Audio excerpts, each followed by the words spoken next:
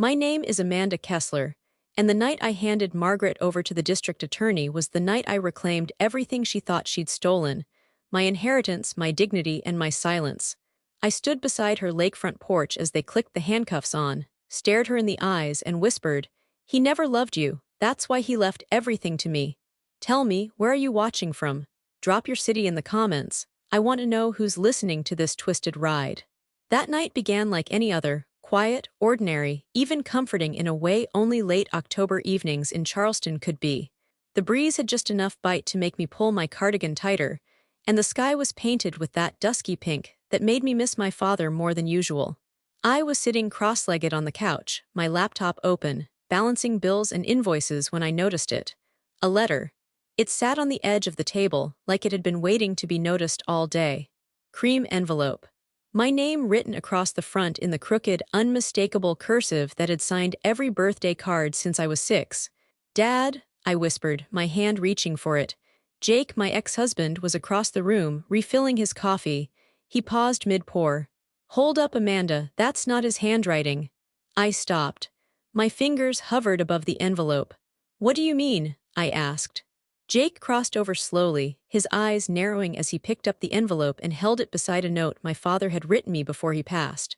"Your dad had a steady slant. This is messy. Slanted too far, almost like someone tried to copy it but didn't quite know how." I frowned, but curiosity won over hesitation. I opened the envelope and unfolded the single page inside. My father's name was printed at the bottom. But what I read: "Dearest Amanda, I urgently need $10,000. I can't explain everything now, but it's important. Send it to the account below, and please don't tell Margaret." Margaret, my stepmother. The room tilted. My breath caught somewhere between disbelief and confusion. Jake read over my shoulder, his voice low. "Amanda, this doesn't make sense." "It's dated 2 weeks ago," I muttered. Jake's hand gently touched my wrist. "Amanda, your father's been gone 3 years." I sat down heavily, still staring at the paper. "This is his signature," I said, even though doubt had already crept in. "Is it?" Jake asked softly. "You really think your dad would ask you for that kind of money out of nowhere, and not even say why?" I scanned the words again. They were brief. Urgent, cold, even. Then the real confusion hit. "Why would he ask me?" I whispered. "When he knows I don't have that kind of money. I've been barely holding things together since the divorce. He wouldn't do that to me." Jake nodded slowly, setting the letter down with care. "I think someone wants you to believe it's from him." "But why?" I asked, my voice cracking. He didn't answer. He didn't have to, because the air had shifted. The silence in the room had changed.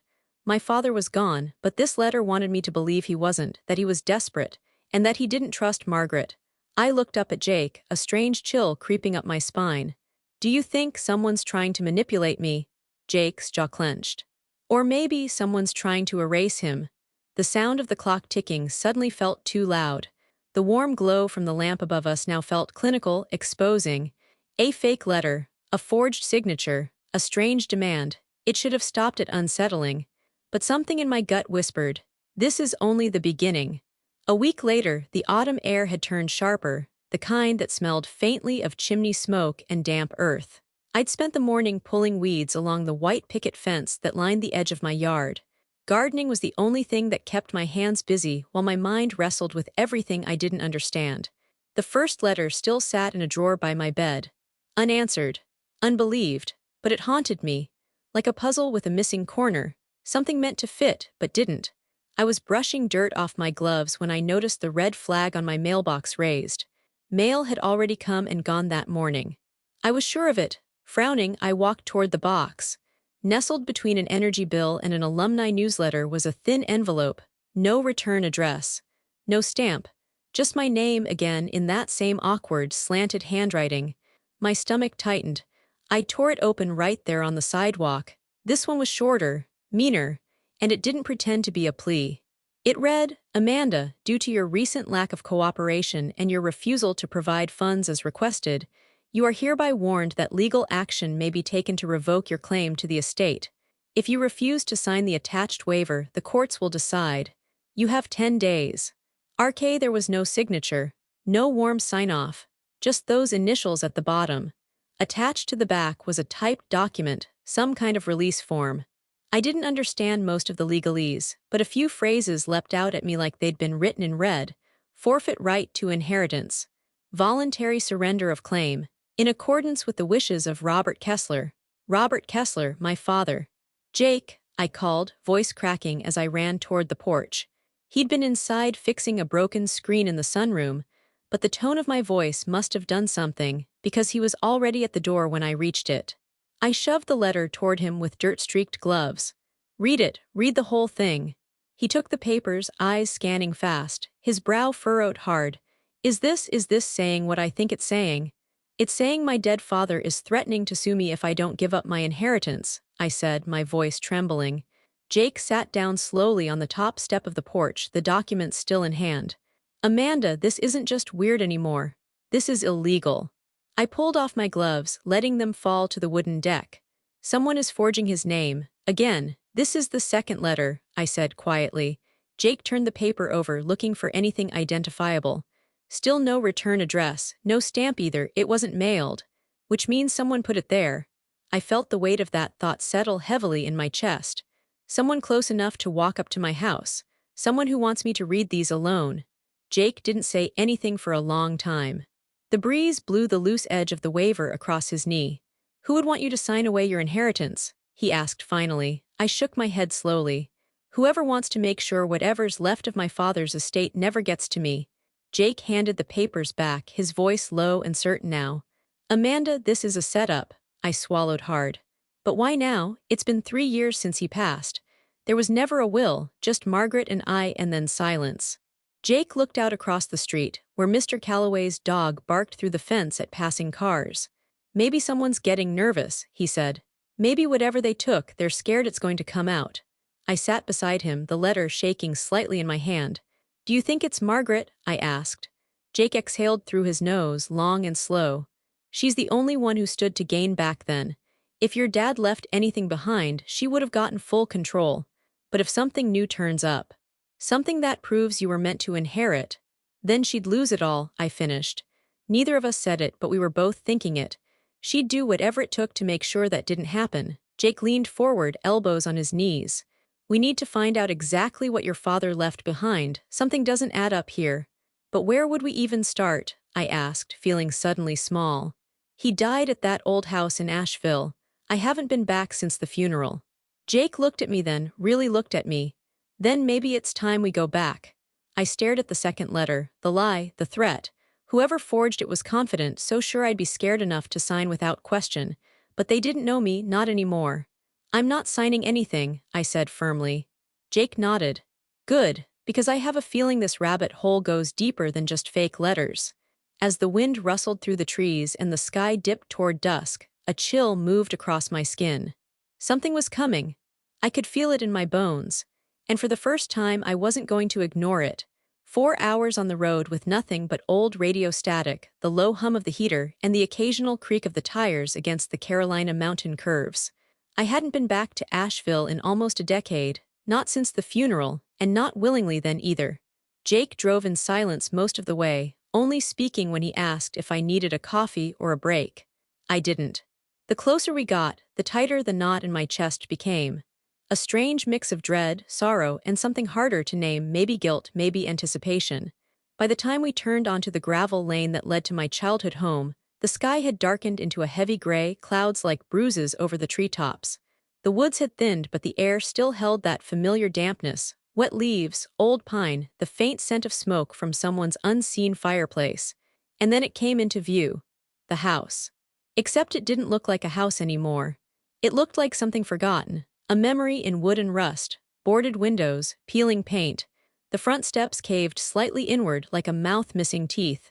Grass grew in tufts through the cracked walkway and a shutter hung sideways, barely clinging to the upper window. Jake slowed the car to a stop, staring in disbelief. Are you sure this is it? He asked. I didn't answer right away. I was too busy staring at the mailbox, still leaning slightly to the right, exactly how Dad always left it, no matter how many times I straightened it as a teenager. This is it, I whispered. We stepped out of the car. The air was colder up here, sharper.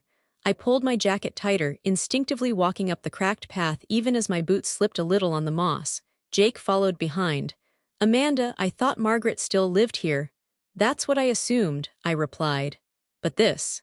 More than neglect. It was abandonment. I reached the porch and tried the door, locked of course. A rusted padlock dangled from the door latch, more symbolic than secure. Jake walked around to the side, peering through a crack in the boards. Looks empty, no furniture, no movement. I don't think anyone's been here in years. That strange, invisible pressure in my chest grew tighter. Something was very wrong.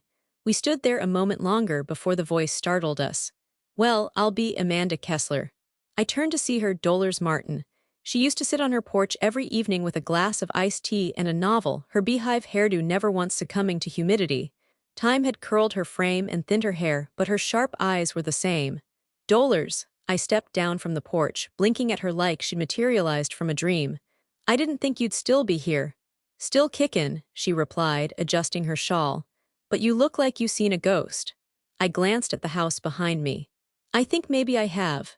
Dolores squinted up at the property. Ain't nobody lived there in years, sweetheart. Place went quiet after, well. I moved closer, heart pounding. After what? She sighed, rubbing her hands together for warmth. Your stepmother packed up and left maybe 5 years back, not long after your daddy passed. I remember because it was the same year we had that big ice storm. She left right after the funeral, never came back. My throat dried. My father, he passed, here. Her gaze softened. Oh, honey, I thought you knew. It was in the paper. Quiet burial, not many came. No one told me. I felt the blood drain from my face. I never got a call, no message, nothing. Dolores gave a small gasp. Well, that's just plain cruel. You were his only child. Jake stepped beside me, his voice calm but tight. Do you remember where Margaret went? Any forwarding address? She frowned. Not exactly. But I do remember something odd. Few weeks after she left, a man came asking about the house. Said he was with the city, wanted to know if the will had been processed. I told him I wasn't family, and he seemed disappointed. Jake and I exchanged a look. What man? I asked. Do you remember a name? She shook her head. No, but he had a badge, said he'd be back, never saw him again. I pressed my hand to my chest, trying to keep my voice even. And no one claimed the house. It just sat, she said, voice quiet now. Like it was waiting for someone to come back. I nodded slowly, my eyes scanning the porch, the windows, the dead plants still hanging from rusted hooks. All the years that had passed. All the lies I hadn't known I'd been told. And in the middle of it all, my father's name, still being used, forged into letters to take something I didn't even know I was owed. Thank you, Dolores, I said, reaching for her hand. I think you just helped more than you know. As Jake and I walked back to the car, he spoke the words I'd been avoiding. Your dad really is gone. I nodded quietly. Yes, but whoever's pretending otherwise, they're still very much here. The front door gave way with one solid kick from Jake's boot. The old wood cracked at the latch, splintering inward with a reluctant groan that echoed through the empty house like a warning. Dust hit us like a wall. It clung to the air, thick and dry, settling in my throat and making my eyes water. We stepped cautiously inside, boots creaking against warped floorboards, the only light coming from slivers between the boarded windows. This feels like breaking into a mausoleum, Jake muttered, pulling his shirt up over his nose. I didn't reply. My eyes were fixed ahead. Everything was exactly as I remembered, and yet lifeless. The living room still held the faded outline where Dad's recliner used to sit. The fireplace was filled with cold ashes and a broken picture frame, its glass cracked down the middle. Margaret's tacky floral wallpaper peeled in long strips. We moved slowly, scanning the walls, the corners, the cabinets, as if the truth might be hiding in plain sight. I stopped at the bottom of the stairs, fingers tracing the old banister. This house used to feel so full, I whispered. Now it's like it's trying to forget we ever lived here. Jake gave my arm a gentle squeeze. Let's check the study. That's where your dad kept his files, right? I nodded, and we turned down the hallway. The office door was warped but opened with a push. The air inside was somehow colder. A bookcase had toppled sideways. Papers were scattered across the dusty carpet, most too water-damaged to read. Jake knelt by the desk. Drawers are empty. Try the floorboards, I said suddenly, the memory rising like a whisper. When I was a kid, I used to watch him lift one up near the back wall. He thought I didn't notice. Jake nodded, already running his fingers along the seams in the floor. I moved to the far wall, crouching beside him, tapping gently across the wood until I heard the subtle change in sound. Here, I said, pointing. He pried the board loose with the edge of a rusted curtain rod. Beneath it, a shallow compartment. Inside was a manila envelope, sealed and brittle with age.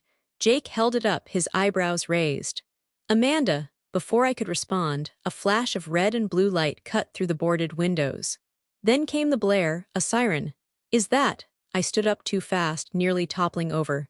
Police, Jake said, scanning the front window. 2 cruisers, someone must have called in a break-in. Of course they did, I hissed. Doller saw us or someone else did. Footsteps crunched outside, doors slammed. Voices barked commands. Jake turned to me, eyes urgent.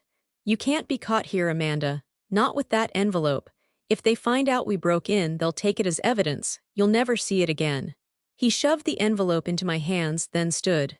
Jake, no. He gave a crooked grin. I'll stall them. You take the back. There's still a clear path through the woods. But you, I'll be fine, he said, already heading for the door. Just go. I clutched the envelope tight, heart hammering. He reached the front entrance and threw it open just as flashlights danced across the porch. Hands up, someone shouted. Jake lifted both arms, stepping into the light. I didn't hear what he said, only his tone, calm, respectful, stalling. I ran, out the back door, through the rusted screen, down the overgrown slope behind the house. My boots caught on roots and fallen branches, but I didn't stop. Not until the sirens faded behind me and the envelope was safe inside my jacket. Somewhere in the distance, a dog barked. A door slammed. Life continued. But for me, something had just changed. Because whatever was inside this envelope, someone had tried hard to keep it hidden, and I wasn't running from the truth anymore. I was running toward it. I hadn't realized how cold I was until I stepped into the marble lobby of Emmons and Keene. The warmth hit me like a wave, but it didn't reach my hands. They were still trembling around the envelope I had clutched like a lifeline the entire drive. The receptionist looked up with professional politeness. Good afternoon. Do you have an appointment? I shook my head, breathless. I need to speak with Harold Emmons. Please, it's urgent. I'm Amanda Kessler, Robert Kessler's daughter. That name did something. Her expression shifted, less guarded, more attentive. Just a moment. She disappeared behind a frosted glass door. My knees felt hollow, so I sat in the waiting area, heart still not fully settled from the woods, from the sirens, from leaving Jake behind with flashing lights and drawn voices. Jake had called me once during the drive, just to say he was fine. Just a trespassing warning, he'd said casually. I told them I was nostalgic for the old place. Didn't mention you, they bought it, for now. For now, that phrase stuck with me. The glass door opened again. Mr. Emmons will see you now. I stood and followed her down a quiet corridor, the kind with framed degrees and expensive art that never made sense. When she opened the office door, Harold Emmons was already standing. Harold was older than I remembered, grayer, thinner, but his presence filled the room in a steady, grounded way. He came around the desk, his expression warm but cautious. Amanda, it's been a long time. I could only nod. I need to ask you something, and I know it's strange, but I pulled the letter from my coat pocket. Not the envelope Jake and I had found, but the first letter, the one that started all of this. I received this, supposedly from my father, asking for money. Harold took the letter carefully, sliding on his glasses. As he read, a slow furrow formed between his brows. This, Amanda, I'm so sorry, this is clearly not your father's writing. My voice came out hoarse. So it's a forgery? He looked up at me. Absolutely, I swallowed hard. Then I need you to tell me the truth. Is he really gone? Harold's gaze softened. He reached behind his desk, pulled out a thin, manila file, and set it gently between us. Your father passed 3 years ago, Amanda. He had a heart condition. I was the executor. He died peacefully and was cremated per his wishes. I sent letters to every contact he left. I assumed Margaret told you. She didn't, I said bitterly. I had no idea. Harold sat back, eyes narrowing. Then that explains a lot, I frowned. Explains what? He opened the folder. About a year ago, someone came to this office claiming to be acting on your behalf. They said you didn't want any involvement with the estate and asked that all residual assets be transferred to Margaret. My breath caught. That's a lie.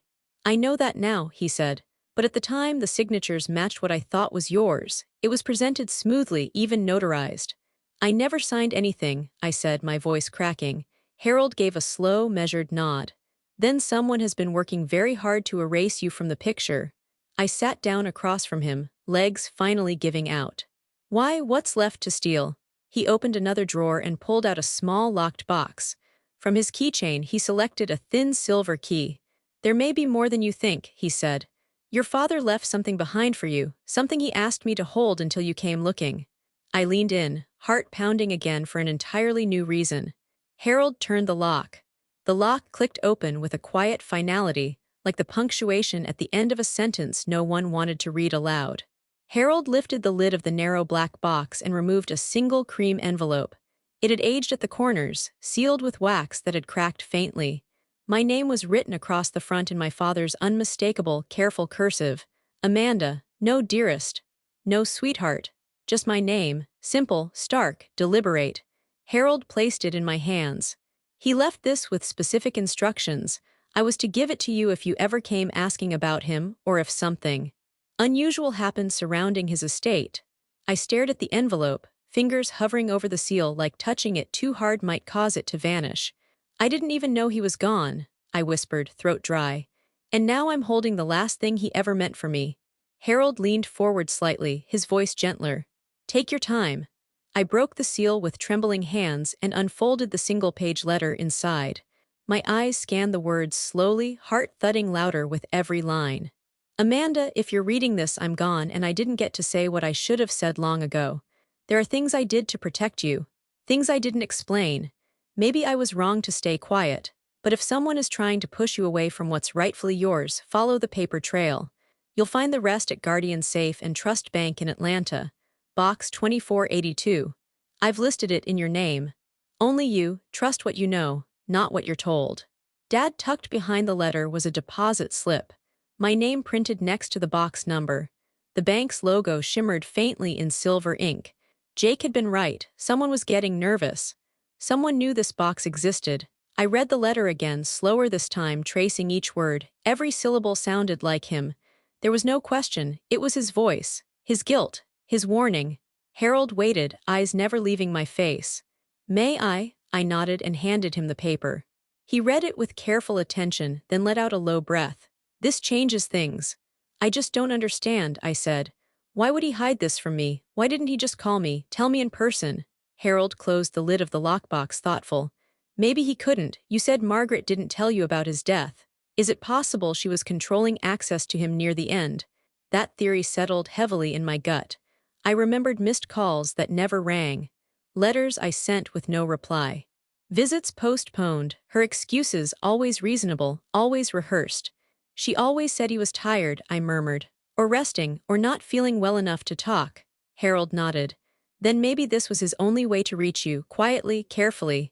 The room felt suddenly smaller, tighter, like the walls were leaning in on all the years I'd never get back. "What should I do?" I asked quietly. Harold didn't hesitate. "Go to Atlanta. Open the box, see what he left you." I stared at the slip again. Guardian Safe and Trust, Box 2482, a trail my father had buried beneath lies and silence. And someone Margaret had spent years making sure I never knew it existed, until now. I looked up at Harold. "If someone forged my name once, they'll do it again. They're not going to stop." "Then don't stop either," he said firmly. "Get ahead of them. Whatever's in that box, it might be the key." I folded the letter carefully and slid it back into the envelope. For the first time since all this began, I felt something steady beneath the fear. Resolve. "I'm going to Atlanta," I said. "Whatever's waiting there, I need to know." Harold stood and reached into the folder again. "Then take this 2 copies of the original estate documents and your father's death certificate. They'll come in handy if anyone tries to tell you otherwise." As I stepped out of his office and into the bright afternoon light, the envelope clutched tight to my chest. I felt the air shift around me. My father had left a truth buried deep, and now I was going to dig it up. The courthouse in Charlotte wasn't exactly bustling, but even the slow shuffle of early morning foot traffic felt like too much after the past few days. My coat was too warm, the air too cold, and my nerves too raw. The bail paperwork had taken longer than I'd expected. Jake's overnight detainment hadn't been serious, but the trespassing charge still stuck. They said he was cooperative but evasive. Typical Jake. When the release doors buzzed open, and he stepped out, rumpled, unshaven, and still somehow managing a tired smirk, I exhaled for what felt like the first time that morning. "You didn't have to come so early," he said. rubbing the back of his neck as he approached. I couldn't exactly leave you there with vending machine coffee and no belt, I replied, eyeing the temporary drawstring pants they'd given him. Jake chuckled. You always did rescue me at my worst. I held up a plastic bag. Your real clothes, cars outside. He took the bag with a grateful sigh, then paused. You okay? That question. It hit different coming from him. Maybe because he knew me before the cracks started forming. Before I became someone who got mysterious threats and carried sealed letters like weapons. I don't know yet, I admitted. But I will be. We found a diner 2 blocks away, one of those old places with sticky booths and laminated menus that hadn't changed since the 80s. Jake disappeared into the restroom to change, and when he came back looking slightly more like himself, we ordered eggs and black coffee like we had 1,000 times before. Only this time there were no laptops between us, no to-do lists, just silence and questions. You didn't have to do that for me, I said softly, eyes on my mug. Jake looked up. Do what? Step in front of the cops, risk your own record, let me run. He shrugged like it was nothing. You're still family, Amanda, we always finish what we start. I swallowed the lump in my throat. That phrase, it pulled something from deep inside. You didn't owe me that. I didn't do it because I owed you, he said, voice low. I did it because I knew, when you saw what was in that house, when you found what your dad left, you'd finally stop doubting yourself. My eyes misted. I blinked it back quickly, not ready to let emotion take over. Not in a diner, not over scrambled eggs. I didn't expect any of this, Jake, I said. The letters, the forgery, the lies, I thought my father just stopped calling me because he was tired of trying. And now I'm learning he might have been trying harder than anyone. Jake nodded slowly. And someone made sure you never knew. I took a breath. I'm going to Atlanta. He left a safety deposit box in my name. It could be the missing piece. I'll drive, Jake said immediately. I gave a small smile. You sure you're up for another road trip with me? Only if you promise to stop reading signs out loud like a GPS. I laughed, quiet but real. And for a brief moment, the weight lifted. Outside, the world kept moving. Trucks rumbled down the road. Someone argued with a parking meter. A woman chased a toddler in a dinosaur onesie. Normalcy, playing out like nothing was happening. But for me, everything had changed. As we paid the check and stepped back into the winter sunlight, I knew this calm wouldn't last. Atlanta was waiting. And so was whatever truth my father had buried deep in that box. The vault room at Guardian Safe and Trust was colder than I expected, quiet and sterile, with heavy cement walls and a single security camera fixed overhead like a blinking eye. The bank manager, a polite woman named Ms. Fletcher, handed me a small key and motioned toward box 2482 tucked in the lower half of the far-right column. You have the room to yourself, she said with a smile. Take all the time you need. I nodded, unable to respond through the tension tightening my throat. Jake stood beside me, arms crossed, every muscle in his jaw taut with silent expectation. The lock clicked softly. My fingers, still cold despite the gloves I'd peeled off, trembled as I pulled the metal drawer free and laid it gently on the polished table. Inside the box were 3 things. A thick, legal-sized envelope marked Last Will and Testament, Robert Allen Kessler. A yellowed photograph of me as a child sitting on my father's shoulders, my hair tangled from wind and laughter. And a second letter, handwritten, folded in thirds and addressed simply to Amanda. I reached for the photo first. My breath caught in my throat as I turned it over. On the back, in my father's writing, remember this day, you never stopped being my girl. Jake placed a hand on my shoulder, grounding me. The letter came next. Amanda, if you're reading this, then Margaret did what I always feared she might.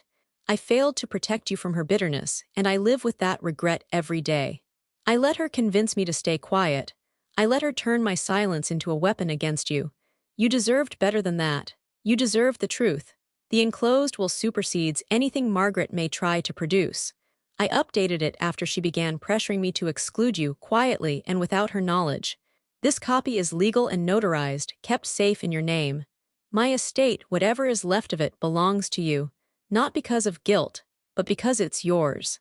I loved you fiercely, even when I didn't show it. Forgive me for the distance. No, it was never absence of love, only fear.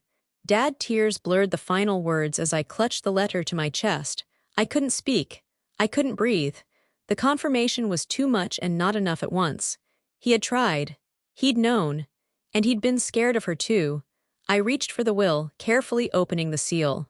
Page after page detailed everything: what assets remained, what properties were included, who was explicitly not to benefit from his estate. Margaret's name appeared only once, followed by the phrase, "No claim shall be recognized." It was clear, intentional, undeniable. Jake leaned over my shoulder, skimming the pages. "Amanda, this changes everything." Before I could answer, the vault door clicked. A quiet knock, and the door eased open. Ms. Fletcher stepped inside, her polite smile now tinged with something else: caution. "I hope I'm not interrupting," she said softly, "but I thought you should know you're not the first one to ask about this box." I straightened, heart suddenly pounding. "What do you mean?" "About a month ago, a woman came in claiming to be you. She had some of your information, date of birth, even an older ID number. Said she'd lost the deposit slip, but insisted she had the right to access the contents." Jake moved closer, protective instinct flaring. "What did you do?" "We refused access, of course," Ms. Fletcher said quickly. Her signature didn't match the ones we have on file, but she seemed very sure of herself. "Did she give a name?" I asked, even though I already knew. "She signed in as Amanda Kessler," Ms. Fletcher replied. "But she wasn't you." My throat dried. "What did she look like?" "Mid-50s, expensive coat, blonde, sharp." "Margaret." It had to be. She knew about the box. The letter, the will, and she had already tried to get her hands on it before I could. Jake looked at me, his expression unreadable. "She's getting desperate." Ms. Fletcher glanced between us. "I thought you should be aware and be careful," I nodded, forcing my voice to stay even. "Thank you for telling me." As she slipped back out, Jake reached for the envelope and carefully slid it back into the box. "We make copies," he said. "Today, originals go somewhere safe. And then we go home." Home. The word felt different now. Like a place I could finally return to with something real in my hands. Proof. I folded my father's letter once more and slipped it into my coat. Margaret had tried to erase me, but I wasn't going anywhere. We were back in Charleston by mid-afternoon the next day, the sunlight slanting through Harold's office windows as if it had aged since we left. The energy was different now. Gone was the uncertainty. In its place, a quiet focus. Determined. Cold, even. Jake laid the first two letters side by side on Harold's desk, smoothing them flat with deliberate care. I stood beside him, arms crossed, watching Harold adjust his glasses and lean in. His eyes scanned each stroke, every slanted loop of a forged R, the trembling tail of a fraudulent K beside those. I placed the letter from the safety deposit box. My father's real handwriting, preserved in careful lines and unmistakable sincerity. Harold didn't speak at first. He didn't have to. "We all knew. These two," he said at last, tapping the letters sent to my house, "are not even a close match to this." He held up my father's real letter. "The angle, the spacing, even the pressure points are wrong. These are forgeries, sloppy ones." I nodded. "Someone didn't expect me to question it." Jake leaned back in his chair. "They thought she'd panic, sign away her rights and disappear." Harold turned to me, expression unreadable. "You're sure these were delivered without postage?" "Left in my mailbox directly," I said. "No return address." And Jake and I both noticed same awkward slant, like someone mimicking handwriting they only half remembered. Harold picked up the forged letter again, held it to the light. "This was rushed, not crafted." Jake shook his head. "Whoever did this wasn't a professional, just someone who thought they'd never get caught." I met Harold's eyes. "There's only one person who had something to lose, who had everything to gain if I stayed silent." He didn't argue. "Margaret." The name hung in the air like smoke. "She stole my goodbye," I said, voice low.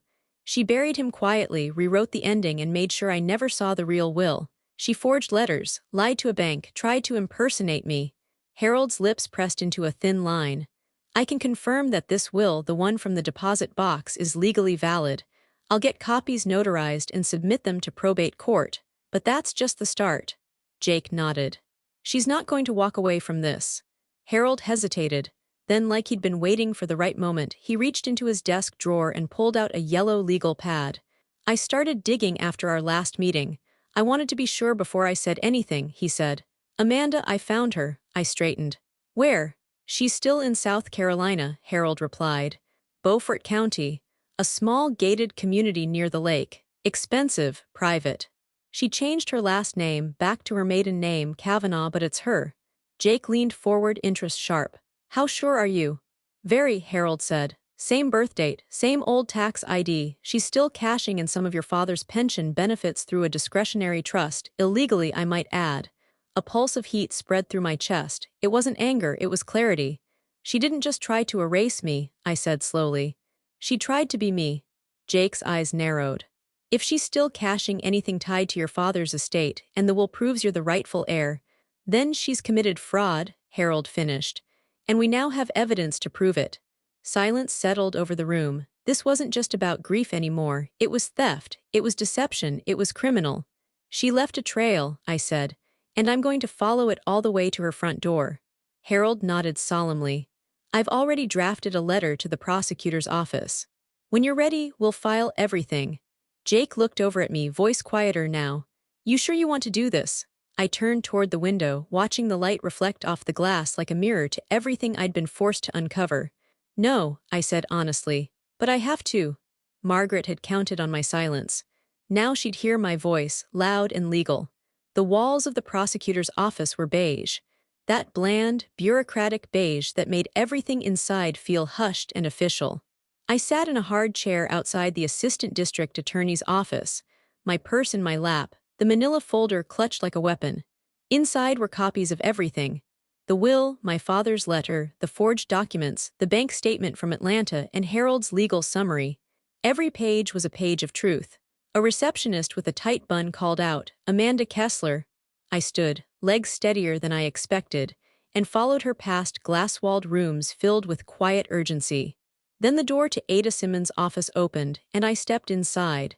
He was younger than I expected, late 30s maybe, with a sharp suit and tired eyes that looked like they didn't miss much. He motioned to the chair across from his desk. "You're Harold Emmons' client," he said. "Have a seat." I didn't sit right away. I reached into my bag and laid the folder gently on his desk. "I'm not just his client," I said. "I'm the daughter of Robert Kessler, and I'm here to report an inheritance fraud. Did one and an ongoing one." He opened the folder and started reviewing the documents, his eyes scanning each line like a speed reader trained in criminal intent. The room was quiet but charged.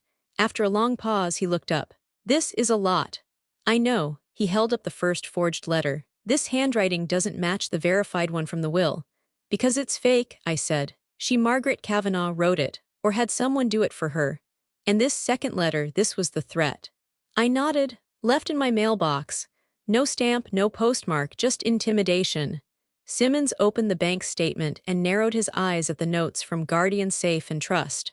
"A woman attempted to impersonate you at the branch, claiming the deposit box. About a month ago, they refused her, but she knew enough to be dangerous." He leaned back, fingers steepled. "You have a verified will naming you sole heir, active fraud involving estate assets, forged documents, and attempted identity theft across state lines. This isn't just suspicious, Ms. Kessler." I stared at him. "Then what is it?" "It's criminal," he said simply. "And it's actionable." Something fluttered inside my chest, relief maybe, or adrenaline. "She's still in South Carolina," I added. "Living under her maiden name." Harold tracked her address. "She's cashing pension checks through a trust." Simmons stood, gathering the documents into an organized stack. "We'll need a formal statement. You'll come with us. This ends tonight." I blinked. "You mean you're going now?" "We don't let this kind of case sit," he said. "If she's been impersonating you, she may try to run." Jake was waiting in the hallway when I came out. I didn't even need to speak. He looked at the Ada beside me, the calm authority in Simmons' stride, and understood. Jake gave a quiet nod. "It's time, then." I nodded. "It ends tonight." But something deep inside told me, not everything would end cleanly. Some endings are messy, especially when the truth finally knocks. The drive to Margaret's house was quiet, too quiet. Not the peaceful kind, but the kind where every breath felt like a countdown. We followed the two unmarked vehicles down winding roads through Beaufort County, past neatly trimmed hedges and wrought iron gates. The sun was just beginning to set, casting long gold lines across the pavement, like the light itself was bracing for confrontation. Jake sat beside me in the backseat, fingers tapping silently on his knee. Simmons rode up front, speaking in clipped tones to the officers in the lead car. I didn't ask what the warrant said. I didn't need to. I had read my father's letter a dozen times on the way here, memorized every word. Let the truth of it root in my spine until I could stand on it. When we pulled into the community, the air felt different, cleaner, somehow detached from the real world. Margaret's house sat perched beside the lake, pale and perfect in a way only money could maintain. It looked like something out of a magazine. The irony almost made me laugh. Two officers approached the front door while another circled to the back. Simmons turned to me once before stepping out. "You don't have to come up there," he said gently. "This part doesn't require your presence." I opened my door anyway. "Yes, it does," Margaret answered after the third knock, wrapped in a silk robe and holding a glass of something amber. Her hair was pulled back, elegant and practiced, as if she'd been waiting for company, not a reckoning. She smiled vaguely. "Can I help you?" That smile faltered the moment she saw me behind Simmons. "Amanda," she said coolly, voice coated in that syrupy venom I remembered too well. "What a surprise." "Not really," I said. "You knew I'd come." "Eventually." Simmons stepped forward, showing his badge. "Margaret Kavanaugh, you are under investigation for inheritance fraud, forgery, and attempted identity theft." She laughed short, brittle. "Excuse me." Two officers stepped forward, one reading her rights, the other already snapping a pair of cuffs around her wrists. "Wait, this is ridiculous," Margaret shrieked. "She's lying. She's always been fragile, just like her mother." I took a step closer, my voice low but sharp as glass. "You're wrong." Margaret turned to me, eyes wild. "You were always weak, Amanda, just like her, soft, gullible, easy to disappear." I leaned in slightly, just enough so she heard every word. "No," I said, voice cold and clear. "I was just silent. Now I've spoken and you've lost." Her jaw clenched as the officers led her away, still muttering protests, but her tone had changed. She wasn't in control anymore.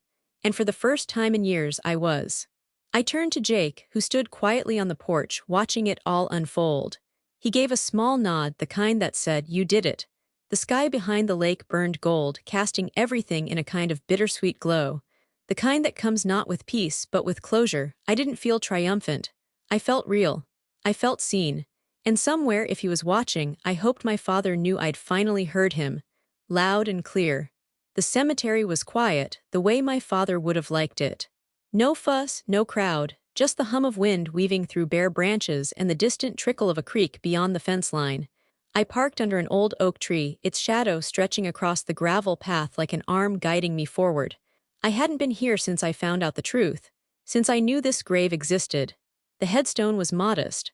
Robert Allen Kessler, 1955–2023. No inscriptions, no phrases.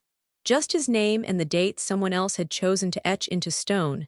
I knelt down beside it, fingers brushing away a few stray leaves. "I didn't even know where to find you until all of this," I whispered. "And when I did, it wasn't through Margaret, it was through you." From my coat pocket I pulled the letter. His letter, the one from the safety deposit box. I'd read it more times than I could count, and still, my hands trembled slightly as I unfolded it one last time. I laid it gently at the base of the stone, placing a single white camellia on top. "I know now that you tried. Maybe not perfectly, maybe not loudly enough. But you didn't forget me, you didn't leave me empty."